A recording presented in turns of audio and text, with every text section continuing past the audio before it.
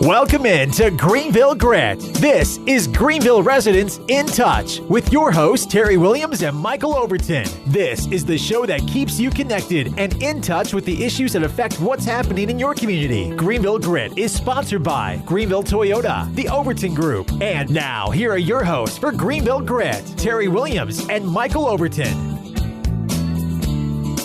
Good evening and welcome to Greenville Grit. I'm Terry Williams. I'm Michael Overton. Terry, good to see you this evening. Michael. We've got an exciting guest, Gary Fenton with the Greenville Recreation and Parks Department. Right. There you go. It only took me 10, 15 times and I finally said it in the right order. But we're going to talk we've got a lot of things going on. We've got the bond issue that's in the discussion, some of the things you did a presentation 2 weeks ago on that. That's and right. We also have what's been in the paper the last few days is Man, the alcohol policy in the parks and maybe some misperceptions about what's going on there. But before we get into those subjects, we always have to thank our sponsors. That's right. The Overton Group, real estate professionals with an office in Greenville and New Bern, commercial real estate leasing and sales, residential sales, and business brokerage. Please look us up on the web at ovtgroup.com if we can help you out. And Ribeyes Steakhouse. Yeah. I love talking about ribeyes. Me too. So the Greenville Grit special of the week That's is right. 25% off. You go in. That was so successful. That's right. That, Go in and mention our name, Go in there Greenville and Grit. mention Greenville Grit. You get a 25% discount on your meal. And get one of those big juicy ribeye steaks, or they have their pork chop or chicken or salad bar. I like the salad bar. Gary, you were all excited to hear about that. Yeah, I like the discount as well. Yeah, that's right. That's right. It's a great place. Greenville Toyota, if you need a new Toyota or Scion vehicle or a new used car, look Greenville Toyota up on greenvilletoyota.com or go see them on Memorial Drive or dial 321-3000. Also, Kidd Construction Group. That's right. A Appreciate green Bill builder. Kidd. Yep, kcgbuildgreen.com. Look them up. Beautiful properties.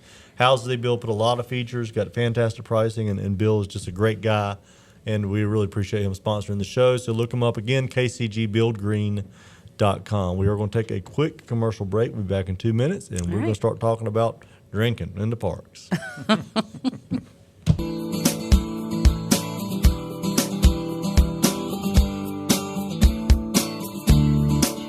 Welcome back to the Greenville Grit. I'm Michael Overton, along with my co-host Terry Williams. Terry, good to see you. Thank We've got a you, lot Michael. to talk about. A whole lot going with on. Director of Recreation and Parks, Gary Fenton. Thank you, Gary, for coming on the show this evening. And one of the things, a lot of discussion the last few days, editorial in the newspaper today, and there's been opposition to it. There's been people for it. It's kind of all over the place, and that's where it's got to suck being in your job because you're getting both sides of it. And, I am. And you're going to make somebody mad really no matter what decision you make, and that's unfortunate. But there definitely is a perception issue, I feel like, and we want to make sure we clarify that to begin with, that the proposal, a lot of people hear drinking in the park. I kind of made that crack. Terry laughed right before we went off. But, alcohol in the park. Alcohol in the park. But the clarification that we've got an issue is people hear that and they're probably thinking we're just going to allow it in any park citywide. Right. That's right. And this is, from what I've read here, a very restrictive policy. We hope so. And it starts that way. And I agree with you in our comments before the show that it's better to have it more restrictive from the beginning and make adjustments later than just kind of have a free-for-all, and then you're trying to scramble to clean things up. But let's start. Where did this get started, and tell us a little bit about what you guys want to do. Well, I think over the past year or so, there were numerous requests, perhaps the council or the city manager or both, regarding primarily nonprofits who would like to have the ability to have alcohol service in various public lands, including parks. And recreation facilities as well. There is an ordinance in place in the city that basically prohibits that. Currently, that ordinance has a couple of exceptions built into it, such as the Convention Center and the Bradford Creek Golf Course. Right.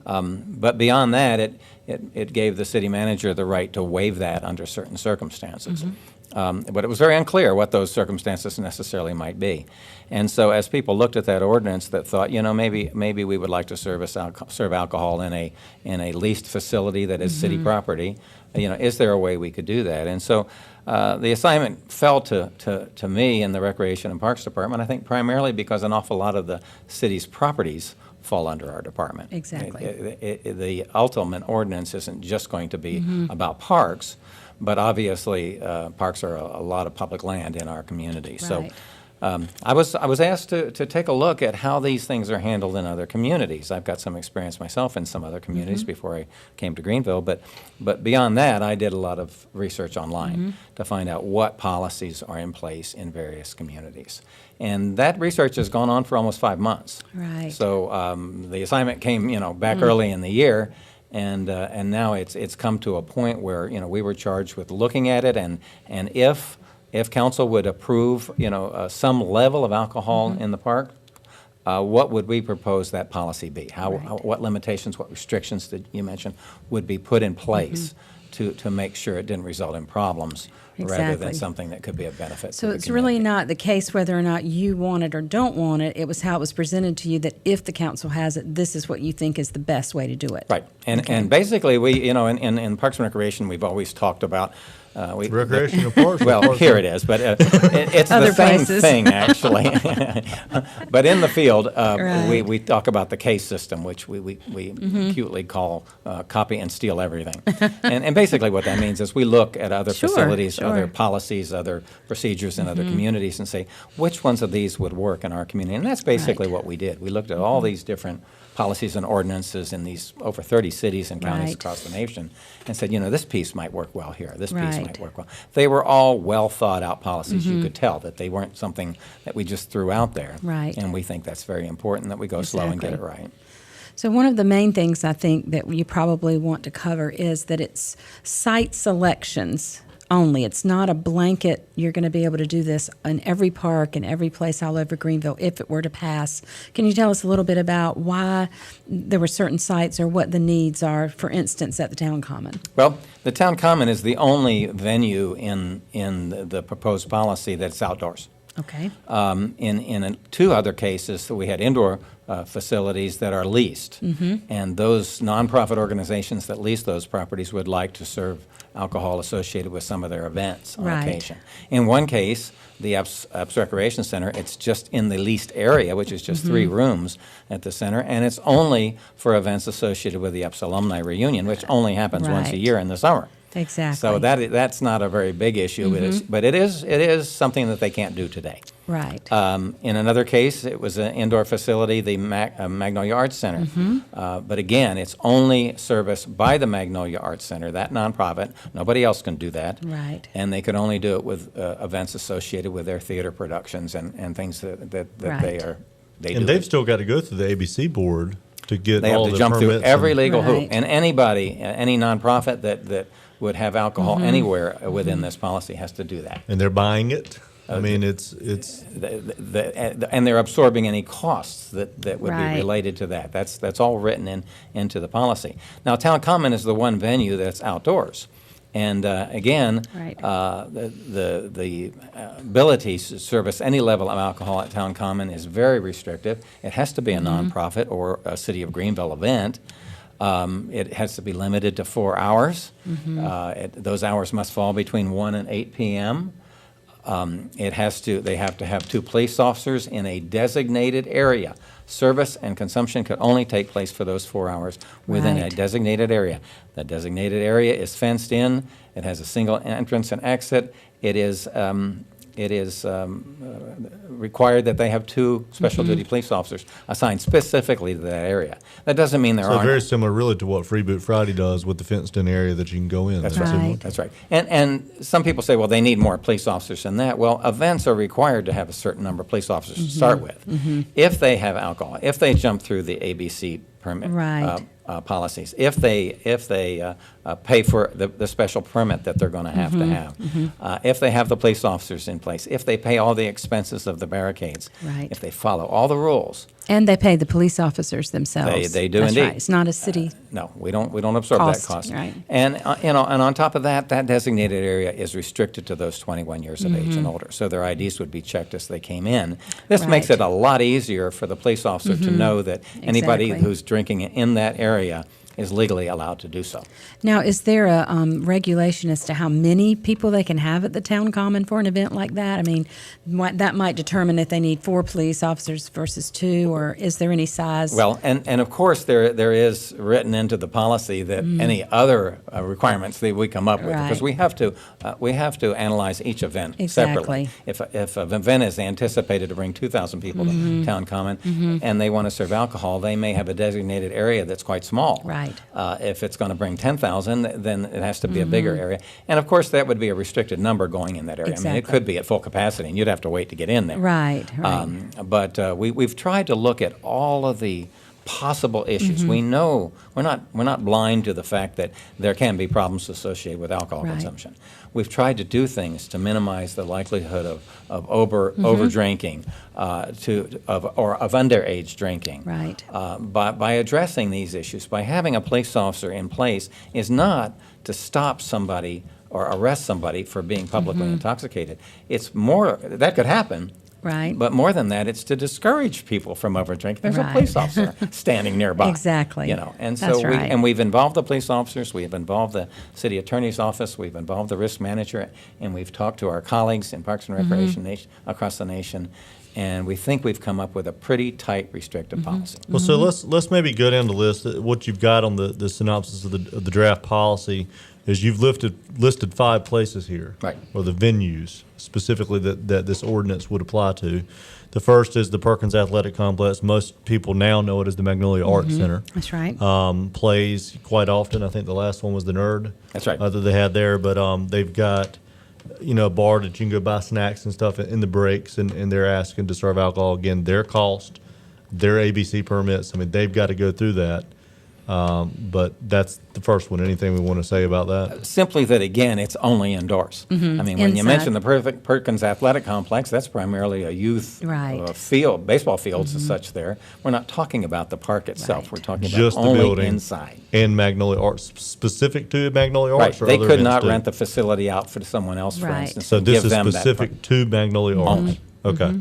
River Park North Science and Nature Center. We've had several requests for private companies, particularly businesses that would like to host receptions there. I personally have been to those kinds of receptions in aquariums and those kinds of Right. facilities. And but this would only be after hours, and it would only be a private event. In other words, it wouldn't be just. And it's indoors. And it's indoors once again. So they're not totally walking indoors. around the park with a case of beer and they're fishing. No, So no. And, okay. And again, we would require a police officer there. We would Right. negotiate that. I mean, there may be some events that are so small that it wouldn't Doesn't need it. necessarily need it, but that's always an option that we have. Right. So only in the event where it is leased by an outside party wanting to come in is when this will be allowed. That's right. And so it's not going to be a public event, and it's not going to be during the regular park hours. Right. And then you've got the CMEPS Recreation Center you just mentioned. Generally, this is one time a year with just 3 or 4 rooms in the facility. Right. When you say one time a year, the reunion falls one time a year, but there might be a couple of different events Right. associated with that reunion Right. during those But few this kind of days. goes back to the after hours, and how does that work? Yes, Who can lease that? Only the ex-alumni. They are a nonprofit that has a lease, and only the lessee is allowed to do this. So Right. they can't let someone else come in So and it's do very that. controlled. Yes. Right. Bradford Creek Public Golf Course, they already sell beer, so there's no changes. There's no to it? changes. We had to include them as one of the Sure. sites because the ordinance will address that. But the ordinance already that exists today address that, so there'll be no changes Right. in that. So really, That's the, right. the big one seems to be, Terry, unless I'm wrong, Yeah. is the town common. Town common seems to be too. And it's interesting, and I've been to Pirate Fest, and you see Right. people drinking on the town common, even though they're not supposed to be. Yeah. They'll end up carrying their drinks down there, but I mean, I just don't know what you can do to control that. Well, It's and then like well, I think a part of the issue is, yes, there is alcohol associated with Pirate Fest in the street. And so trying to restrict it into the park can be challenging. That doesn't mean you don't want to do that on occasion. There may be other events where it's allowed in the street, and Right. and that requires barricades. It requires police officers where you enter the park to make sure that doesn't happen. The same thing would be true, though, in the park when you have a barricade that restricts those people to that particular area. One of the benefits of that, of course, is control. You know who's drinking, and Right. you have some sense of how much. But beyond that, it's the people who just don't want to be around that crowd. And there's a 21-acre park. Right. Maybe this area would be a half acre, maybe it could be as much as a full acre, but it's just a small piece of the park. And if you really felt that you did not want to be around that area, there's plenty of park left for you. Well, it's kind of like that with Pirate Fest and with Freeboot. I mean, you can get into areas like where they have the children's bouncy houses and things like that set up, so you can kind of get away from. I know a lot of times, like the last Pirate Fest I went to, you really couldn't exactly tell where they were selling. Unless you knew as an adult, I'm not sure that a child would really recognize it, especially if they were confined to a certain area. But again, that's not a recreation and parks activity. That's an Uptown Greenville It is activity. However, we provide a lot of activities as part of that special event. Right. And remember that the limitation is from 1 to 8 p.m., but only 4 hours within that window. Right. So they could serve from So 1 they're to not 5. serving for 7 or 8 hours No. straight. Right. They could serve from 1 to 5 or 2 to 6 or 3 to 7 Right. or 4 to 8. Most likely in the case of Pirate Fest, they will choose 4 to 8. So that area may be designated, but there will be no service or anyone And no imbibing one at under that the time. age of 21 can get in And at all. That's right. So if you got That's your right. kids with you, you're not going in. No, you're not going in. That's right. We think that's important. I mean, some people may think that's an inconvenience, but we think that's important to minimize the burden on the police officers. They'll know instantly Right. that anyone who is in this area is legally allowed to drink, and they don't have to go around checking bracelets or whatever to make sure. That was my next question. So Yeah. everyone that goes through the checkpoint has a bracelet or something that's visible if they're drinking, that the police officer or anybody. Well, at the Fifth at the parking lot. There, 5 points. 5 points. A lot of activities go on there, and it seems like they do serve alcohol. That is not a park. That's not That's a correct. designated park. So certain activities can go on there anyway that serve alcohol. How does that work exactly? I'm a little unclear, except that I think maybe it's an exception that's made by the city manager at this Okay. time. I suspect it might be addressed in the ordinance.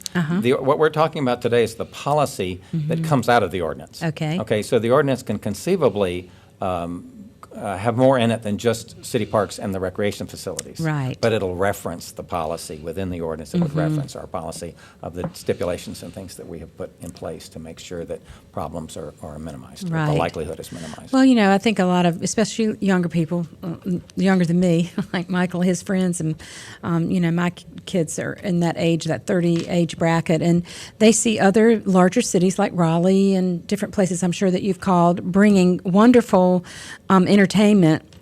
And they are offering alcohol and that type of thing that people like when they have concerts and that sort of thing. And I've even heard about a beer fest in the streets and things like that. The public wants to have some of these, so I think that's why we needed to be clear on what really was going on in the parks versus maybe what happens on the streets in different venues. When it's public land, though, to keep it straight That's with the exactly public. right. It has to be addressed. I think what's really important when it comes to our park system is the recognition that here in Greenville, and I think probably every city I looked at in terms of their policies regarding their parks, there was a general prohibition of alcohol in the park. Right. Many of those, however, had exceptions built in. And they were pretty strict and pretty clear cut, and there wasn't a Right. lot of wiggle room in them. You do this, these are the things that are done, these are the times that they're done. In some places they call them dry hours. And then wet hours, and the wet Right. hours might be 4 or 5 hours. Dry hours is 19 or 20 hours of the day. It's not served. They had all different ways of trying to minimize Right. and to make sure that when there is an exception, it's not just a wide open free-for-all. Right. This is not about people bringing alcohol to the park in their cooler. We're not going there, at least not at Right. this time. I Yeah. can't fathom how we would really get a handle on that. Right. And so I'm not concerned so much about that then. So you had said if someone in the public would like to have a copy of this draft policy, how can they get a copy to read They can this? call us at the Recreation and Parks Department. I have a synopsis of the policy. Right. The policy is actually on the city's website right now. Okay. But it's a lengthy thing. If they would like a synopsis of it, they can give us a call, and we can email them a Okay. copy, a 2-page copy of the synopsis of each site. Now, is it totally inclusive? No, obviously it would be 6 Right. pages long if it was. And even those 6 pages mention that we have the ability to make other Right. conditions, assuming that when we look at the size of the event or the nature of the event. We don't have a designated site set up today because it could change in size, it could change in location, Right. depending on the nature of the event. Okay. Well, Gary, I have to commend you though. I think what you guys have put together on first glance is I feel like is a good start, and hopefully too. there'll be open discussion about it, and people won't go into panic mode, but we'll give serious consideration to what you propose. So I mean, commend you on that. I think it's probably a good time for a commercial break, Think and so. we can come back and wrap up and talk a little bit about some of the things you want to discuss, but also a little bit on the bond issue. I think so. So we'll be back in 2 minutes to wrap it up with Gary Fenton. Are you?